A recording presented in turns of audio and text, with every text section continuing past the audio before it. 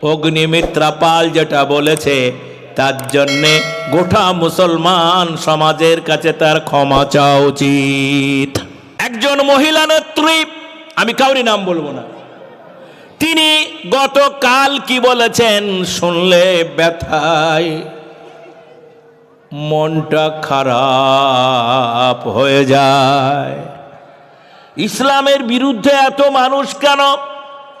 নবী মুহাম্মদের মতো চরিত্রবান মানুষ অতীতে নাই, বর্তমানে নাই, আর আগামী দিনেও থাকবে না। মানুষ কেন এসব বলে জানি না। নাম মহিলার নাম অগ্নিমিত্রা পাল, তিনি নেত্রী একটা সংগঠনের। আপনারে আমি সম্মান করি, আপনারা আমি শ্রদ্ধা করি। দিদি গো, আপনি কেমনে বলেন মাদ্রাসায় যারা পড়ে তারা জঙ্গি তৈরি হয়? মাদ্রাসা পড়া কোনো ছাত্র সমাজে ডাক্তার ইঞ্জিনিয়ার হয় না। মোবারক সাহেব একটা ভালো কথা বলেছেন, 1,50,00,000 টাকা খরচ। এটা শুনে মনে করে মুসলমানরা গরিব, তারা কোথায় টাকা পায়? এই টাকা হয়তো বিদেশ থেকে আসে। নানান রকমের কমপ্লেন।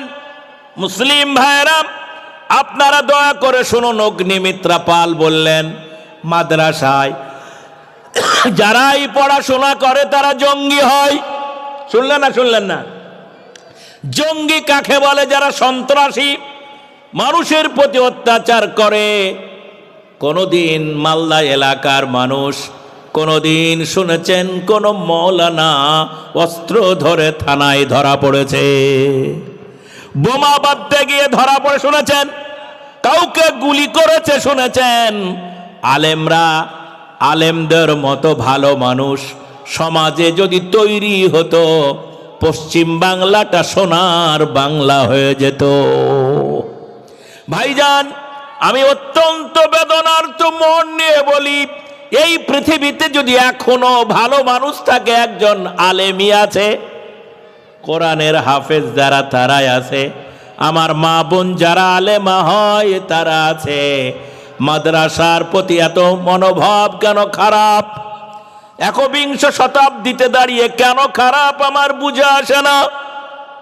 সম্মানিত সুধী মণ্ডলী, আজকে আমার দাবি, অগ্নিমিত্রা পাল যেটা বলেছে তার জন্যে গোটা মুসলমান সমাজের কাছে তার ক্ষমা চাওয়া উচিত।